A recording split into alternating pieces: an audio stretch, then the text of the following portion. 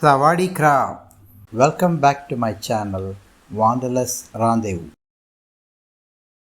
Today I am taking you all to a tribal village on the Thai border with Myanmar. The Kayan Hill tribe in Thailand are the largest ethnic minority group, with an estimated population around 1 million. They originated from Tibet, moving south to Myanmar and northern Thailand. Today, the Kayan Hill tribe live in proximity to areas alongside the Thai-Myanmar border, such as Mai Hong Song, Chiang Mai, Chiang Rai, and some in central Thailand. There are four major types of Kayan: white Kayan, red Kayan, Padaung, and Kaya. The Kayan long-neck tribe, otherwise known as giraffe women, are famous for their long brass coils they wear around their necks. They are a subgroup of red Kayan and their ethnological name is Kayan Lahwi. Traditionally, they live in bamboo stilt houses with their domestic animals such as chickens and pigs living underneath. They came from Kaya state and Shan state in Myanmar. Due to ethnic and political conflict in Burma, many fled to Thailand and sought refugee status here. That's how the Kayan long-neck villages in Thailand came about. Their long history and integration in Thailand means they have largely assimilated into Thai society.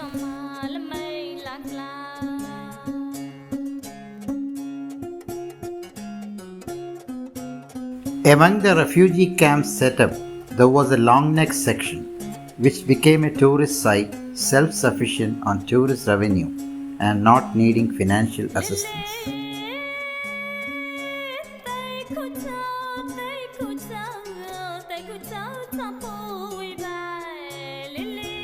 Girls first start to wear the rings when they are around 5 years old. Over the years, the coil is replaced by a longer one and more turns are added. The weight of the brass pushes the collarbone down and compresses the rib cage. The neck itself is not lengthened. The appearance of the stretched neck is created by the deformation of the clavicle. While the Kayan men are mainly field workers and farmers, the women have a rich history of crafting from wood carving to weaving. Overall, the long-neck tribes have lived a rugged, tedious and simple lifestyle, but the fruits of their labor are colorful and very lively.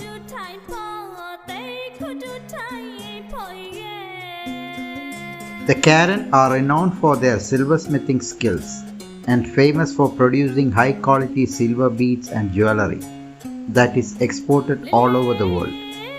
Kayan tribe's silver is a sizable cottage industry in Chiang Mai and across northern Thailand.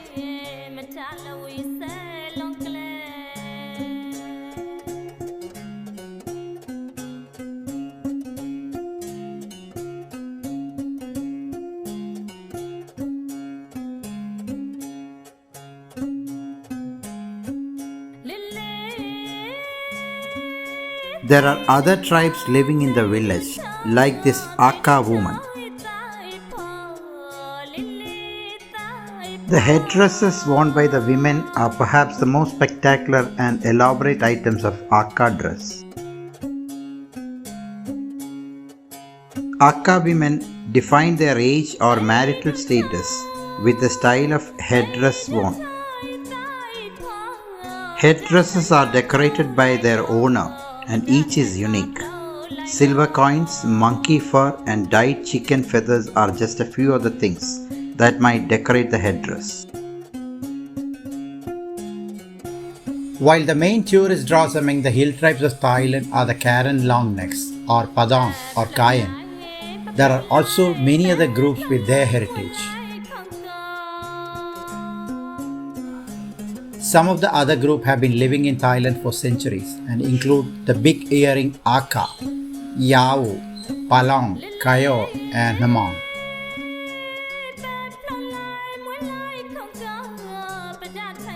Long-neck Kayan is one of the Kayan tribes. They call themselves Padaung. It is believed that originally they came from Yunnan province in central China. Many ideas regarding why the coils are worn have been suggested. Anthropologists have hypothesized that the rings protected women from becoming slaves, making them less attractive to other tribes. It has also been theorized that the coils originate from the desire to look more attractive by exaggerating sexual dimorphism, as women have more slender necks than men.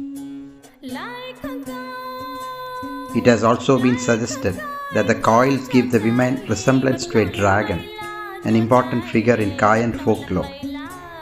The coils might be meant to protect from tiger bites, perhaps literally, but probably symbolically. The coil once on is seldom removed, as the coiling and uncoiling is a lengthy procedure.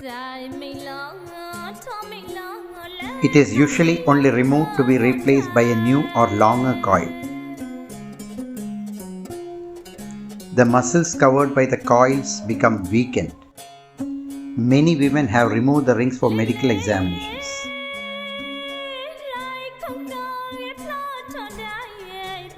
Most women prefer to wear the rings once their clavicle has been lowered, as the area of the neck and collarbone often becomes bruised and discolored. Additionally, the collar feels like an integral part of the body after 10 or more years of continuous wear.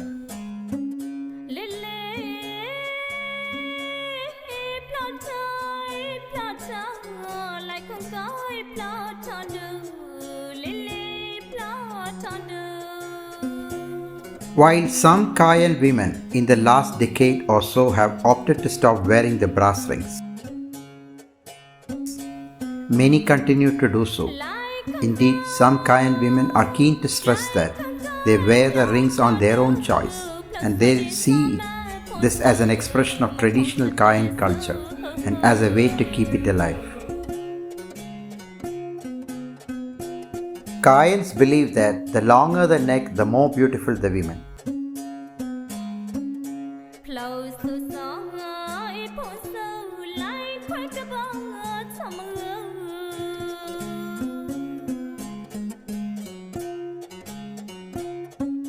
While some indigenes have said that the brass coils are a form of protection of women from abduction by rival tribes, others have explained that it is to prevent them from tiger attacks aimed at the neck.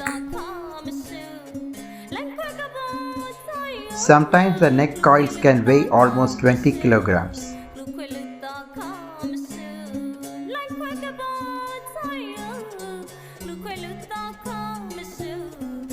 The Kayan's traditional religion is called Kayan Ka Ngan and has been practiced since the people migrated from Mongolia during the Bronze Age. It includes the belief that the Kayan people are the result of a union between a female dragon and a male human or angel hybrid. The major religious festival is the 3-day Kai Hithian Bow Festival, which commemorates the belief that the Creator God gave them the form to the world by planting a small post in the ground. This festival is held to venerate the eternal God and Creator messengers, to give thanks for blessings during the year, to appeal for forgiveness and prayer for the rain. It is also an opportunity for Kayan from different villages to come together to maintain the solidarity of the tribe. Traditionally, the Kayan are animists with a strong belief in the spirit world. The most important are the spirits of land and water, who control the productivity of the land and call upon the rice to grow. The Kayan have a strong belief in augury, and nothing is done without reference to some form of a divination, including breaking the thatched grass, but most importantly, consulting the chicken bones.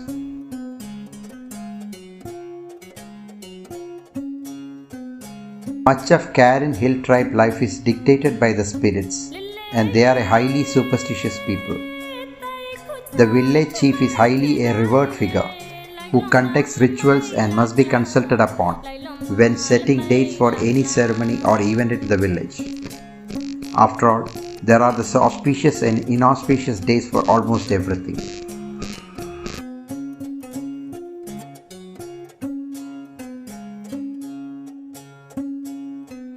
For the different kind of festival, they have invented several kinds of dance to suit the mood of each. Khaung is the most revered song or poem. It incorporates all the traditional poems and proverbs of their ancestors.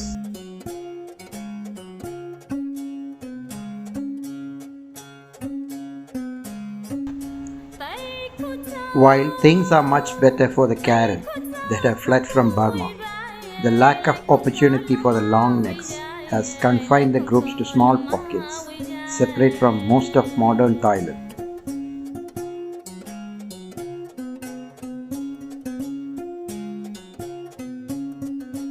There are still around 40,000 Karen members today, but thousands have had to flee Burma over the decades due to the political unrest. Fleeing to Thailand was a very safe choice for many, but the ones that came are largely illegal immigrants and do not have the options for gaining Thai citizenship.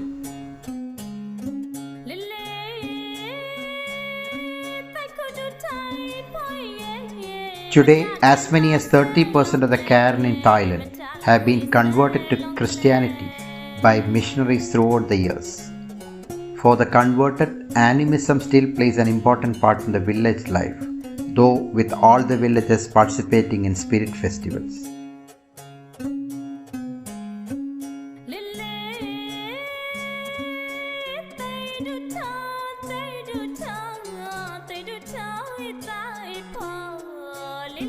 This lovely tribe, the total population of which reaches 1 million people, migrated to Thailand approximately 50 years ago from Burma, escaping from political and religious persecutions.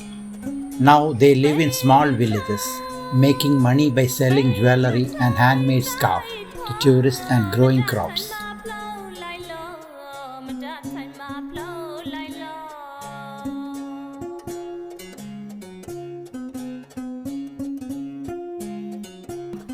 Engaging in weaving helped women to build special skills that directly supported their cultural traditions and to develop the ability to weave garments with motifs that were representative of their tribe and culture.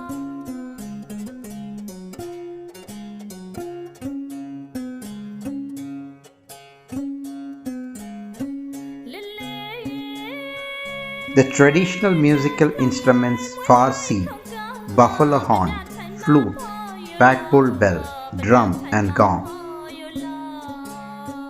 This lovely woman agreed to play on her handmade guitar.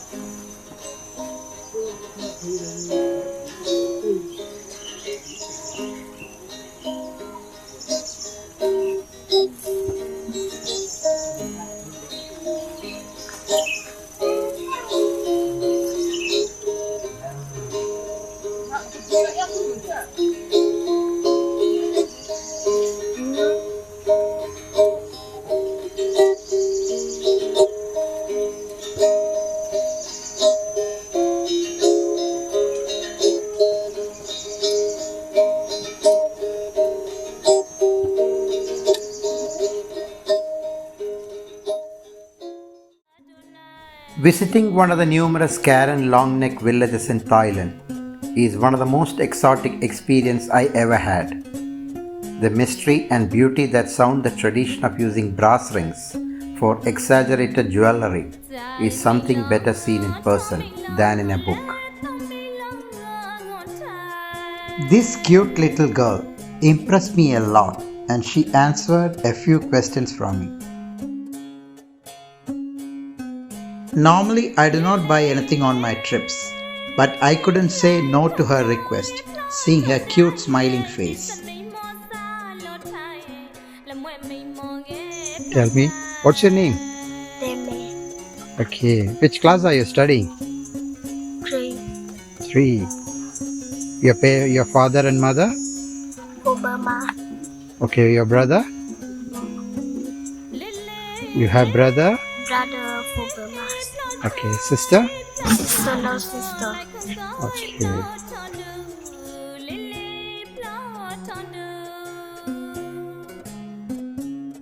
I had ethical questions to ask myself. If these hill tribe villages would feel like human zoos, but thankfully I decided to visit anyway. It is a real life National Geographic magazine experience. To have to see to believe.